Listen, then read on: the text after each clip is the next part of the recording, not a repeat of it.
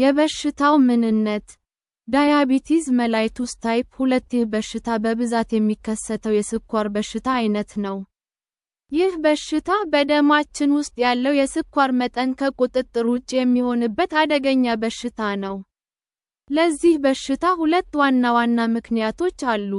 የመጀመሪያው ምክንያት የሰውነታችን ሴሎች ለኢኑሊን አልታዘዝ እያሉ ሲመጡ ነው። የሰውነታችን ሴሎች ግሉኮስን ወደ ውስጣቸው የሚያስገቡት የኢኑሊንን ትዕዛዝ ተቀብለው ነው። ያለ ኢኑሊን ትዕዛዝ ሴሎች ግሉኮስን ወደ ውስጣቸው አያስገቡም። ይህ በሽታ ሲይዘን ደግሞ ሴሎች ለኢኑሊን እንኳ አልታዘዝ ማለት ይጀምራሉ። ማለትም ሴሎች ግሉኮስን ወደ ውስጣቸው እንዲያስገቡ ብዙ ኢኑሊኖች እያስፈለጉ ይመጣሉ። ግሉኮስ ለሴሎቻችን ኃይል ናቸው። ሁለተኛው ምክንያት ደግሞ ጣፊያችን በተቻለው አቅም ብዙ ኢኑሊን ለማምረት ጥረት ያደርጋል። ነገር ግን በጣም ሲጥር ጣፊያችን እየተጎዳ ይመጣል። በዚህ ምክንያት ሰውነታችን ውስጥ የሚመረተው የኢኑሊን መጠን እያሽቆለቆለ ይመጣል። ይህ አይነቱ የስኳር በሽታ የሚጀምረው የሰውነታችን ሴሎች ለኢኑሊን አልታዘዝ ማለት ሲጀምሩ ነው። ከዚያም ጣፊያችን ብዙ ኢኑሊን ለማምረት ጥረት ሲያደርግ እየተጎዳ ይመጣል። እነዚህ ችግሮች ተደራርበው የስኳር መጠን በደማችን ውስጥ ያለ ልክ እየጨመረ እንዲመጣ ያደርጉታል። ግሉኮስ በብዛት የሚፈልጉ ሴሎች ለምሳሌ የጡንቻ፣ ጉበት እና አድፖስ ቲሹዎች በዚህ በሽታ በጣም ይጎዳሉ። ይህ በሽታ በደማችን ውስጥ የሚኖረውን የስኳር መጠን በጣም ከፍ ያደርገዋል። ሃይፐርግላይሲሚያ ይህ ክስተት በደም ቱቦዎች ላይ ጉዳት ያደርሳል። በተጨማሪም በሰውነታችን ውስጥ ኢንፍላሜሽን ያስከትላል።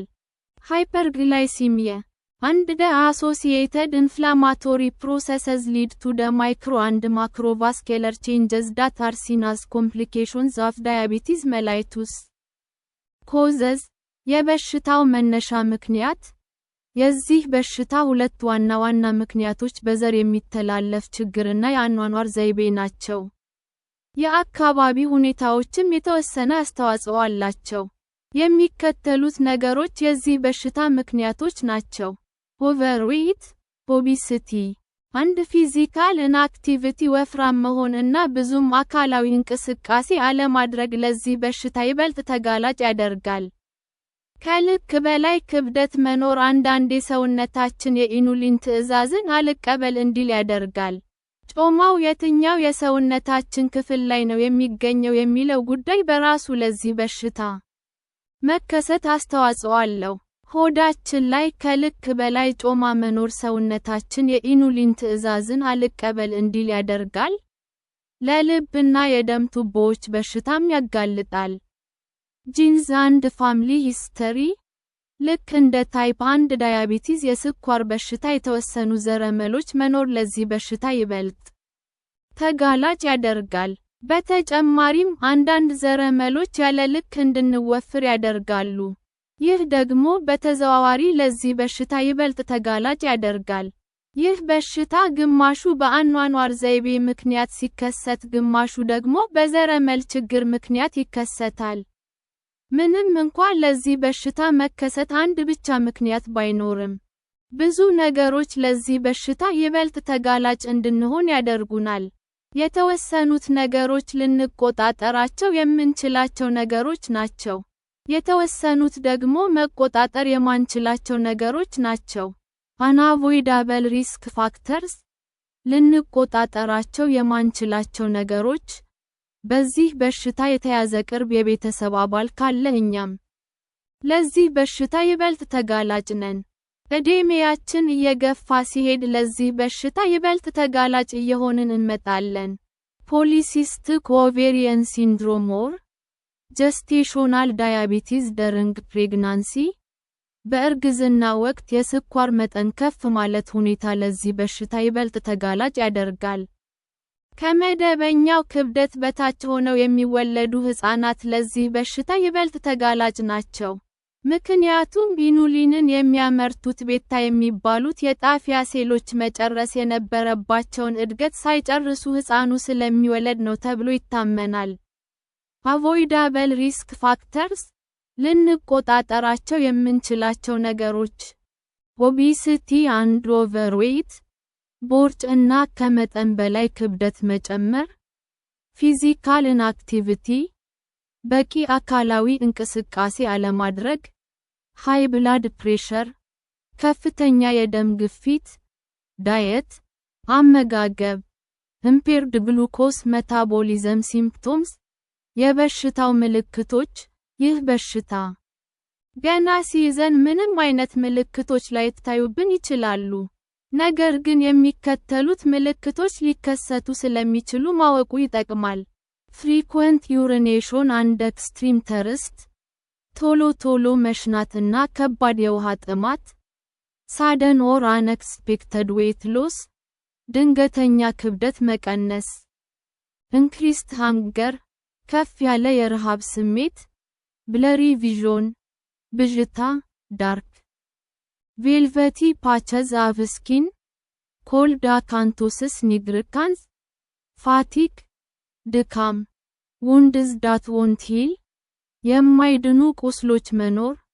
ከዚህ በሽታ ጋር ተያይዘው የሚመጡ ውስብስብ የጤና ችግሮች የሚከተሉት ናቸው። ሃርት ዲዚዝ አንድ ስትሮክ፣ በደማችን ውስጥ ያለው የስኳር መጠን በተደጋጋሚ ከመጠን በላይ ከሆነ ይህ ችግር በደም ቱቦዎች ግድግዳ ላይ ልጥፍ ጮማ ነገር ፕላክስ እንዲፈጠር ያደርጋል። ይህ በሽታ አተሮስክለሮሲስ ይባላል። ይህ በሽታ ወደ ልብ የሚሄደውን የደም ፍሰት ያስተጓጉላል። ይህ ደግሞ አንጃይና የሚባለውን የልብ ህመም ያስከትላል። አንዳንዴም ሃርት አታክ ሊያስከትል ይችላል። ለአንጎላችን ደም የሚያቀርቡ የደም ቱቦዎች ከተጎዱ ይህ ደግሞ ስትሮክ ሊያስከትል ይችላል።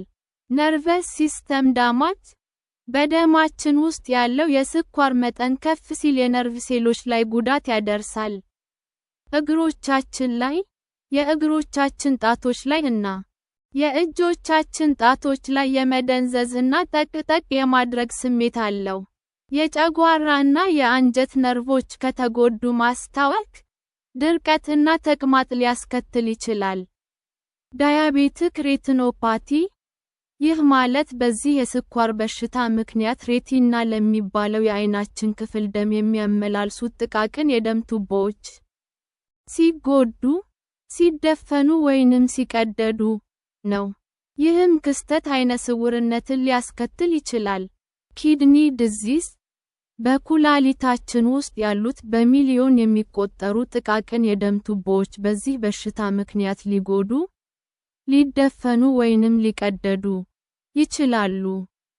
ብዙ ጊዜ ይህ የሚከሰተው በከፍተኛ የደም ግፊት መከሰት ምክንያት ነው። ስለዚህም ይህ የስኳር በሽታ ካለብን የደም ግፊታችንን መቆጣጠር ያስፈልጋል። ፉት አልሰሬሽን፣ ይህ በሽታ የእግሮቻችንን ነርቮች ስለሚጎዳ እግሮቻችን አካባቢ ብዙም ስሜት ላይሰማን ይችላል። ስለዚህ እግራችን በትንሹ ሲጎዳ መጎዳቱን ላናውቅ እንችላለን። ይህ ጉዳት ሳናውቀው ወደ ትልቅ ቁስል ሊያድግ እና የተወሳሰበ የጤና ችግር ውስጥ ሊከተን ይችላል። 10% የስኳር በሽተኞች ይህ ችግር ያጋጥሟቸዋል። ዳያግኖሲስ አንድ ቴስት፣ የበሽታው ምርመራ። ከታች ከተገለጹት ምልክቶች አንዱ ከታየም ይህ በሽታ ይሆናል ማለት ነው። እነዚህም የስኳር በሽታ ምልክቶች: ሽንት ቶሎ ቶሎ መሽናት፣ የውሃ ጥማት ወይንም ክብደት መቀነስ ታይተውብን እና የአርፒጂ ራንዶም ፕላዝማ ግሉኮስ መጠናችን ከ11 ከበለጠ፣ ኤፍፒጂ ፋስቲንግ ፕላዝማ ግሉኮስ ከ7 ከበለጠ፣ ኦራል ግሉኮስ ቶለራንስ ቴስት ኦጂቲቲ 2 እስከ አወር ፕላዝማ ግሉኮስ ከ11 ከበለጠ። ፔሸንትስ who do not reach these criteria may still be classified as having impaired fasting glucose (IFG) or impaired glucose tolerance (IGT) on the basis of fasting blood glucose or oral glucose tolerance test. Results: these patients are at increased risk of developing type 2 diabetes mellitus. ሌሎች ምርመራዎች የሚከተሉት ናቸው። ግላይኮሰሌትድ ሂሞግሎቢን HbA1c።